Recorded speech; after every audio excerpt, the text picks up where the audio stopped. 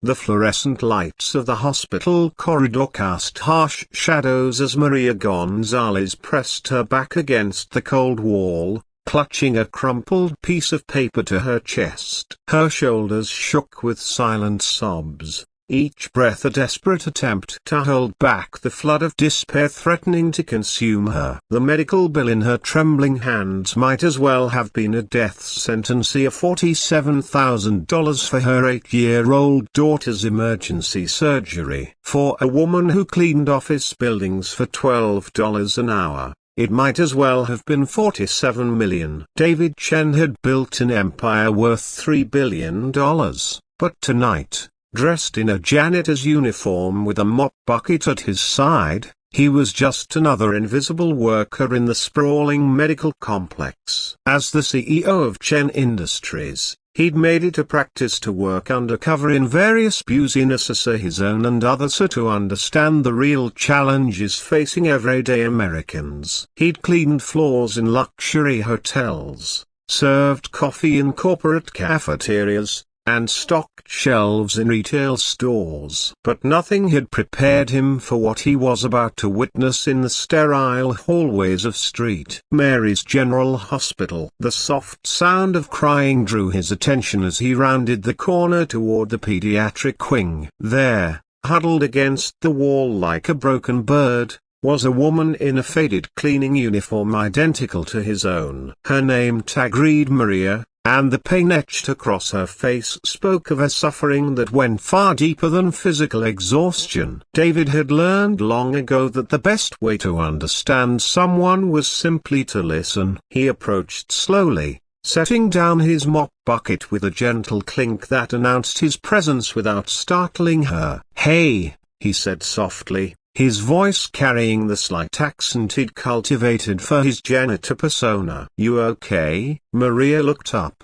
her dark eyes swimming with tears she'd been holding back for hours. Something about this stranger's kind face and genuine concern broke through her defenses. Maybe it was because he wore the same uniform, faced the same struggles, understood the weight of living paycheck to paycheck in a world that seemed designed to crush people like them.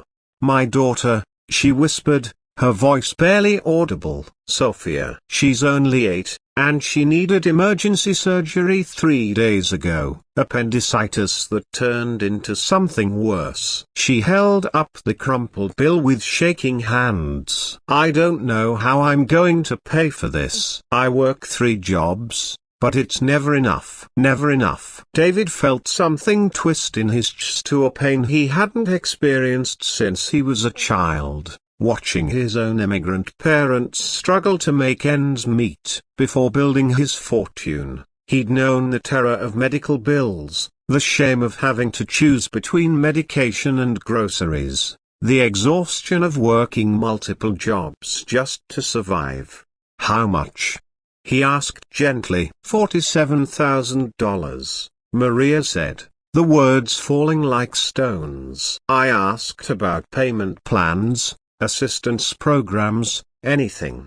They want $2,000 down just to start a plan, and even then, it would take me 15 years to pay it off." 15 years of barely surviving, and Sophia.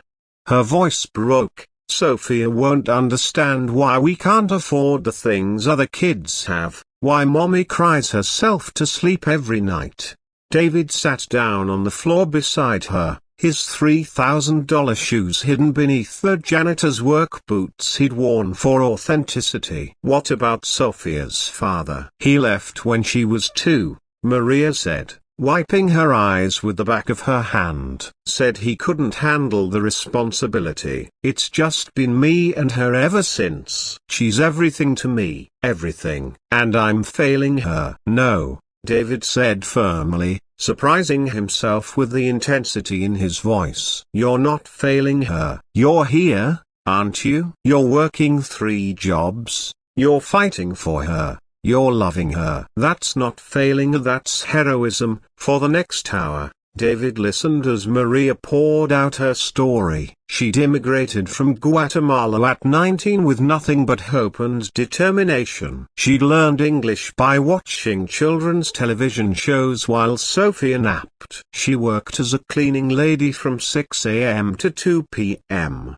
then rushed to her second job at a grocery store until 8 p.m., and finished her day with a 4-hour shift cleaning offices. Sundays were her only partial day off, which she spent doing laundry and trying to give Sophia some semblance of a normal childhood. "I used to dream," Maria said with a bitter laugh. "Silly dreams about Sophia going to college, becoming a doctor, having choices I never had. Now I just dream about making it through another month without losing everything." David's mind was racing, but he forced himself to stay in character. "What if," he said carefully, "what if someone could help? What if there was a way?" "There's no way," Maria said, standing up and smoothing her uniform. "I've looked into everything. Charity care applications, loans, crowdfunding, I've tried it all. The system isn't designed for people like us. We're invisible." As she walked away,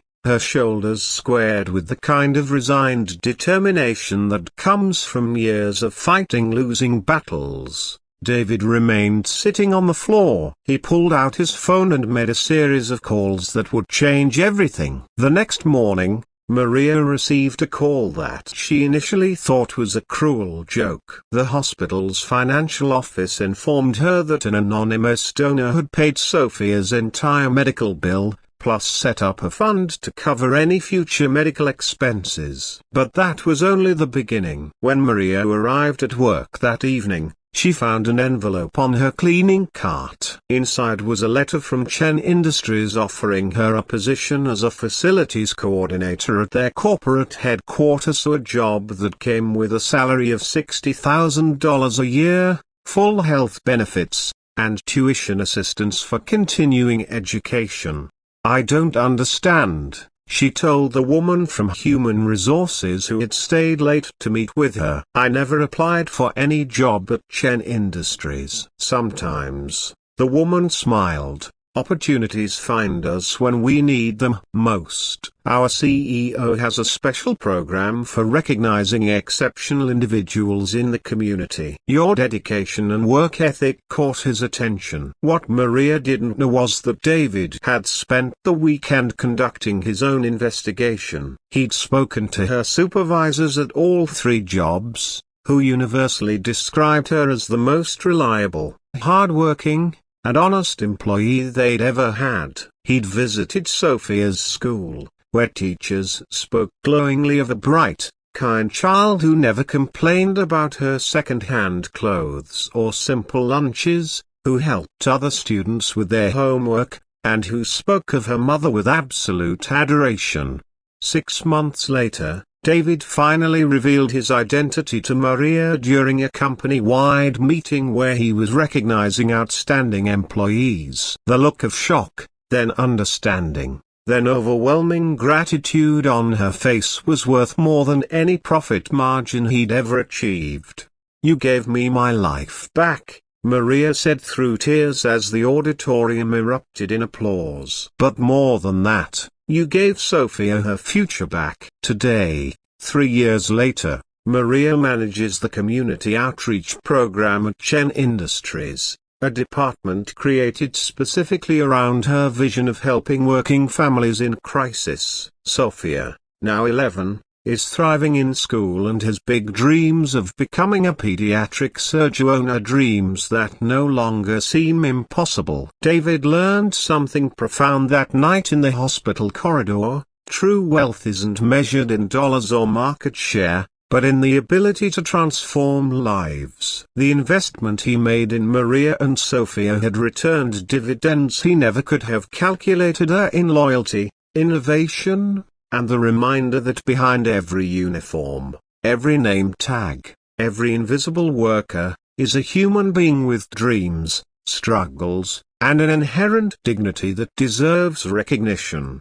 Sometimes the most important business decisions aren't made in boardrooms, but in hospital hallways, where real people face real challenges with quiet courage. And sometimes, the most successful ventures aren't about building empires, but about building hope. One person, one family, one moment of unexpected kindness at a time.